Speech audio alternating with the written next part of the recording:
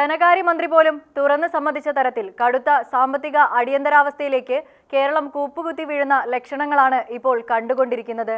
മുൻപ് നിയമസഭയിൽ ഇതേക്കുറിച്ച് പ്രതിപക്ഷം അടിയന്തര പ്രമേയം അവതരിപ്പിച്ചപ്പോൾ സംസ്ഥാനത്തെ സാമ്പത്തിക സ്ഥിതിഗതികൾ ഇത്രമേൽ വഷളാക്കിയത് സർക്കാരിന്റെ ധൂർത്തും കെടുകാര്യസ്ഥതയും ആണെന്നായിരുന്നു പ്രതിപക്ഷത്തിന്റെ ആരോപണം. ആ ആരോപണത്തെ ശരിവയ്ക്കുന്ന തരത്തിലുള്ള റിപ്പോർട്ടുകളാണ് പുറത്തുവരുന്നത്. അതിന്റെ ഏറ്റവും നല്ല തെളിവാണ് സർക്കാർ ഇപ്പോൾ നടത്തിക്കൊണ്ടിരിക്കുന്ന സർക്കാർ കാര്യപരിപാടികൾ. GST നടപ്പാക്കുക വഴി സംസ്ഥാനത്തിന് വൻ നേട്ടമുണ്ടാകുമെന്ന് കരുതി നടപ്പിൽ വരുത്തിയ സാമ്പത്തിക പരിഷ്കരണങ്ങൾ ഉണ്ടാക്കിയ വമ്പൻ തിരിച്ചടിയും സാമ്പത്തിക പ്രതിസന്ധിക്ക് കാരണമായിട്ടുണ്ട്.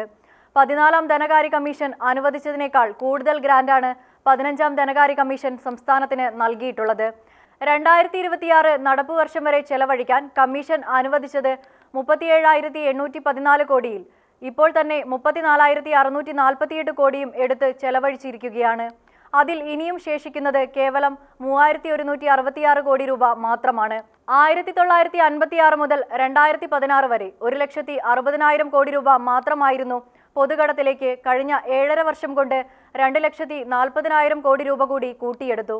ഇപ്പോൾ അത് പൊതുകടം ഏകദേശം 4 ലക്ഷം കോടിയിലാണ് എത്തി നിൽക്കുന്നത്. കഴിഞ്ഞ 6 മാസത്തിനുള്ളിൽ മാത്രം എടുത്ത കടം ഏകദേശം 24,690 കോടി രൂപയാണ്. അത്തരത്തിൽ സംസ്ഥാനത്തിന്റെ പൊതുകടം കുത്തനെ ഉയർന്നതിനാലും ഇപ്പോഴത്തെ സാഹചര്യത്തിൽ കടമെടുക്കുവാനുള്ള പരിധി കഴിഞ്ഞതിനാലും പുതിയ കടങ്ങളെടുത്ത് പ്രശ്നപരിഹാരത്തിന് വഴിയുണ്ടാകാത്തതിനാൽ കേരളത്തിലെ ജനങ്ങൾ കടുത്ത പ്രതിസന്ധിയിലേക്കായിരിക്കും കൂപ്പുകുത്തി വീഴാൻ പോകുന്നത്. കഴിഞ്ഞ 6 മാസത്തെ വരവ് 55,570 കോടി രൂപ മാത്രമാണെങ്കിൽ ചെലവ് 73,311 കോടി രൂപയാണെന്ന് അറിയുമ്പോഴാണ് വരവിൽ കവിഞ്ഞുള്ള ചെലവിന്റെ ഭീകരത കാണാൻ കഴിയുന്നത്. ഇതുവരെയും കൊടുത്തു തീർക്കാത്തത് കോടിക്കണക്കിന് രൂപയുടെ കുടിശ്ശികകളാണ്.